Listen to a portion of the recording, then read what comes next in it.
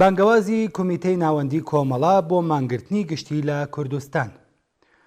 مەحسا ئەمینی واتە ژینا کچێکی لاوی خەڵکی شاری سەقس دوای ئەوەی کە لەلایەن مەئمورانی گەشتی ئێرشادەوە بە هۆکاری ئەوەی کە گۆیا جلوبەرگ و پۆشی گونجاوی نەبووە لە شاری تاران لە بنەماڵەکەی دەڕفێن و دەیگوازنەوە بۆ گرتوخانە.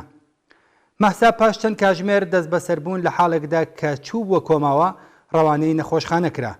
هەواڵەکان باس لەوە دەکەن کە بەداخەوە دوانیوەڕۆی ئەمڕۆ هەینی گیانی لەدەستداوە.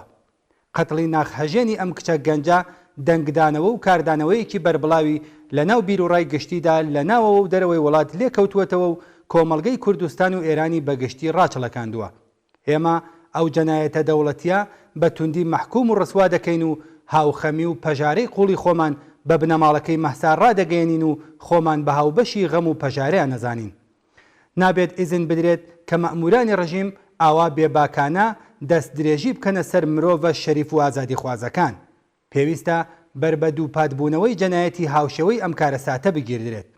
وەک یەکەم هەنگاو داوا لە تەواوی جەماوەری خەڵکی کوردستان، کرێکارانی ناو کارگە و ناوەندە خزمەتگوزاری و بەرهەمهێنەرەکان، فەرمانبەرانی ئیدارە دەوڵەتیەکان و شرکەتە تایبەتەکان، معەللیمان، خوێندکاران، بازاڕیان و ژنانی ستەمدیتوو دەکەین کە ڕۆژی دووشەممە ڕێکەوتی 28 خەرمانانی ساڵی 1401 هەتاوی بەرامبەر لەگەڵ 19 سپتامبری 2022 زاینی لە کردارێکی لێبڕاوانە چارەنووسساز و هەماهەنگ و یەکگرتوودا لە چوون بۆ سەرکار خۆ ببوێرن. جێگەی خۆیەتی کە ئەم بزوتنەوەیە پشتیوانی خەڵکی مافخواز و ناڕازی لە ئاستی ئێرانیشدا لە پشت بێت.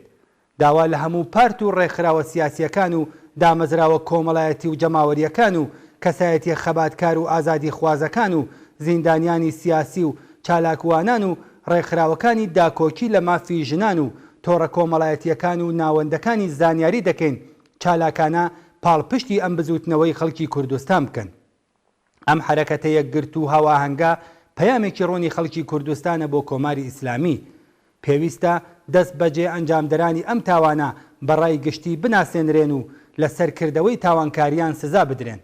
جگەلەوەش فشارخستنە سەر ژنانی ئازادی خواز و ناچارکردنی ژنان بۆ داپۆشینی خۆیان دەبێت کۆتایی پێبێت.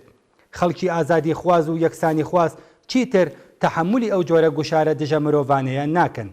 کۆمیتەی ناوەندی کۆمەڵە ڕێکخراوی کوردستانی حیزبی کۆمۆنیستی ئێران 25 مانگی خەرمانانی 1401 هەتاوی بەرابەر لەگەڵ 16 سپتامبری 2022 زاینی